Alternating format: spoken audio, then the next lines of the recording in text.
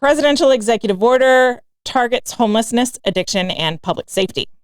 A major new executive order signed by President Donald Trump is drawing national attention, focusing on homelessness, addiction, and public safety. The sweeping order, issued on July 24th, lays out a plan to reassert public order in American cities and reduce street homelessness, especially among those with serious mental illness or substance abuse disorders.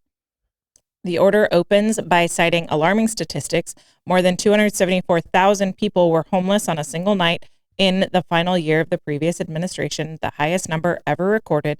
The administration blames failed programs and emphasizes that the majority of the homeless population struggle with addiction, mental illness, or both. The order directs the Attorney General and the Secretary of Health and Human Services to support civil commitment for individuals living on the street who are unable to care for themselves or pose a danger to others. This would include reversing court rulings that limit civil commitment, funding a new or expanded treatment facilities, supporting step-down programs to ease transitions back into the community. Federal grant conditions tighten. These federal grants to cities and states could now prioritize jurisdictions that enforce bans on urban camping, loitering, squatting, and public drug use. Localities that fail to take these steps may see reduced access to discretionary funds. The order also calls for more aggressive monitoring of homeless sex offenders, including GPS mapping and registration compliance. The component, law enforcement and housing policy overhaul. The Department of Justice is instructed to enforce federal arrestees who are homeless, are screened for sexual dangerousness, allocate emergency law enforcement funding to clear homeless encampments, prevent release of mentally ill detainees due to a lack of facility space. Meanwhile, the Department of Housing and Urban Development must end support for housing first models that don't require treatment or accountability, freeze funding to pay any recipient operating safe drug consumption sites, enforce policies that separate sex offenders from women and children in shelters. So there's an accountability and treatment focus in this. The administration is shifting funds towards evidence-based programs, drug and mental health courts, and assisted outpatient treatments.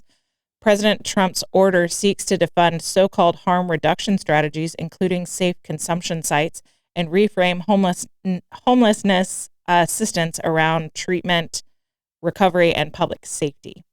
The next steps, the order does not immediately create new laws, but directs federal agencies to prioritize certain actions and funding decisions. It also allows future legal challenges or agency rulemaking to reverse protections that restrict civil commitment or anti-camping enforcement. The full impact of the order will depend on implementation by federal agencies and cooperation from state and local governments. So you work in this area a lot. So what are your like thoughts? The mental health and the addiction portion is huge. Mm-hmm. And if it's not recognized, then you're not really working in the homeless. You're just doing it for yourself. Yeah. You're not doing it to help them. Yeah. And at our facilities, we screen everybody so there will not be any sexual offenders, registered at sexual offenders at our Home Again sites. Mm-hmm. The problem with a lot of the homeless is, I'm just going to take schizophrenia for an example. Schizophrenia, the medication makes you feel bad. It helps you, but it makes you feel lethargic, and it makes so a lot of times what happens is we'll get people healthy, and then like, oh, okay, I'm healthy. They'll go off the medicine because it makes them feel bad, and then they'll relapse, and that constantly happens. And after a while, the family just eventually just says, okay, we can't anymore. It's endangering, your behavior is endangering our family, and that's how they become habitually homeless.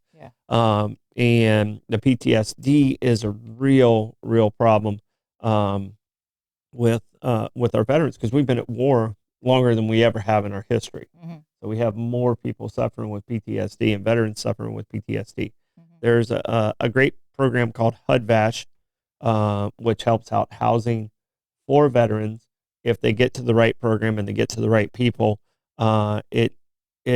there's not a reason for a veteran to be homeless with this program. It's just you got to find the right program. So we've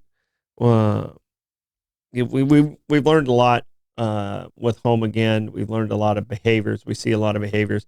Alcoholism is probably the number one addiction out there.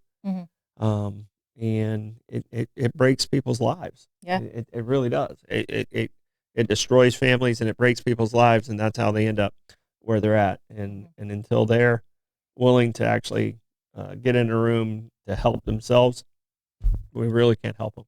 Yeah. So, and I think that's part of the commitment there is us attack it from what the real cause is, the mental illness and the addiction side. Yeah. And we might be able to ease the pain of homelessness. So I like the bill. Yeah. I think that this is a good executive order.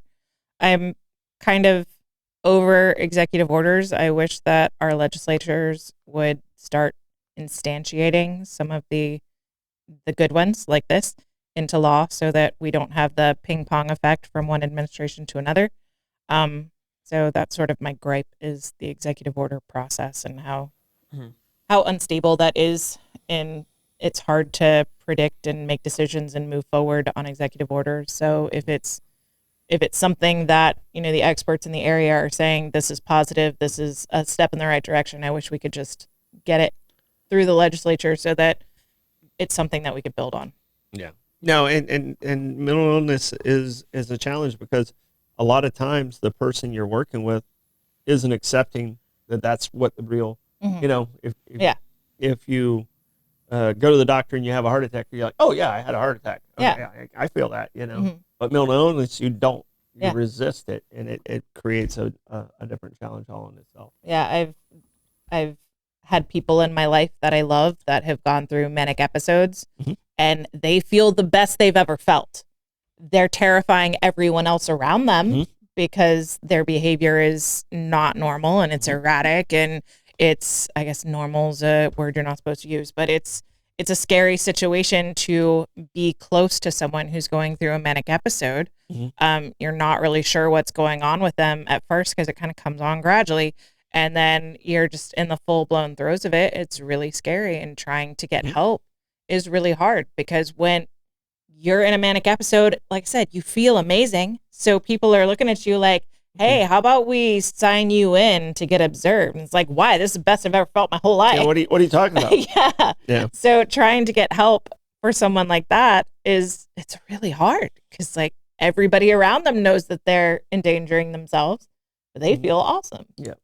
So As this progresses, we'll try and get Dr. Todd back in here and see what it does to his side, like the medical side, because it seems like it's going to put some more pressure on some other groups stepping up because someone's going to have to pay for this treatment. Yeah, for sure. Not free. Yeah. So we had the age of the sanatorium, whatever, where family members could just kind of drop someone off and be like, lock them up. And obviously that overreached and overstepped, and there was tons of abuse in that situation. And so it was just ended because like we know enough bad is there that it ended. They just basically opened the doors. Yeah, and they just kicked everybody out, which was not one extreme or the other is not the right answer. There seems to be somewhere in the middle where you can give people dignity and you can help them through their mental illness and help to give them support in a more controlled environment. I just don't know. The balance of that is really hard. Yeah, and it's always going to be hard.